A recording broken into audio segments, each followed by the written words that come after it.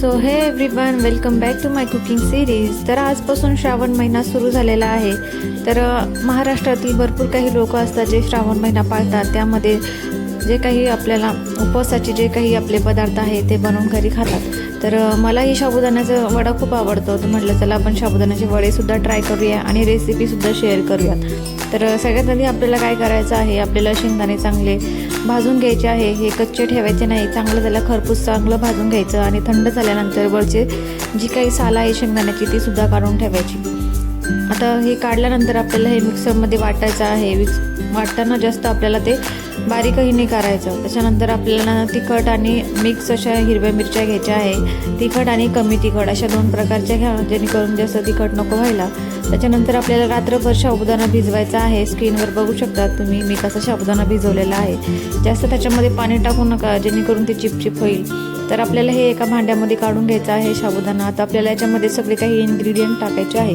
तर सगळ्यात पहिले आपण याच्यामध्ये शेंगदाण्याचं कूट टाकूयात। स्क्रीनवर बघा तुम्ही मी कशा प्रकारे मिक्सरमध्ये वाटलेलं आहे। त्याच्यानंतर आपल्याला खलबत्त्यामध्ये जे काही आपण मिरच्या ठेचलेल्या होत्या त्या टाकायच्या।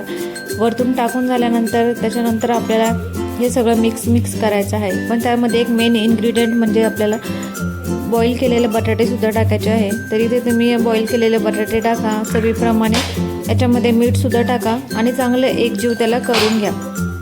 एकजीव झाल्यानंतर ना आपल्याला तेल गरम करायला ठेवायचं आहे। चांगलं कडकडीत तेल तुम्ही गरम होऊ द्या आणि त्याच्यामध्ये पूर्णपणे हे साबुदाण्याचे वडे एक एक करून सोडा आणि चांगले फ्राय करून घ्या, जोपर्यंत ते असे टम फुगत नाही।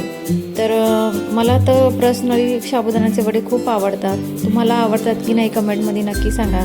आणि मला एक गोष्ट तुमच्याशी शेअर करायची आहे। आता इथे मला साधारणपणे 7 ते 8-9 महिने झालेले आहे यूट्यूबचे चॅनल चालू करून।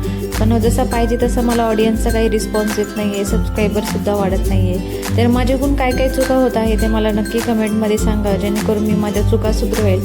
कारण की एवढी मेहनत करूनही आपल्याला सबस्क्रायबर वाढत नाही आहे, व्ह्यूज येत नाही आहे। याचं काही ना काही कारण असू शकतो आणि हेच मी माझ्या सबस्क्रायबरला विचारत आहे। तर जे काही माझे सबस्क्रायबर आहे, जे व्हिडिओ बघत आहे, तर प्लीज मला कमेंट करून सांगा की माझ्याकडून काय चुकत आहे। आणि नेक्स्ट रेसिपीसुद्धा कमेंट करा, मी तुम्हाला नक्की बनवून दाखवेल। श्रावण सोमवार असल्यामुळे तुम्हाला जे काही उपवासाचा पदार्थ खाऊ वाटला तो मला सांगा, मी नेक्स्ट बनवेल। तोपर्यंत बाय।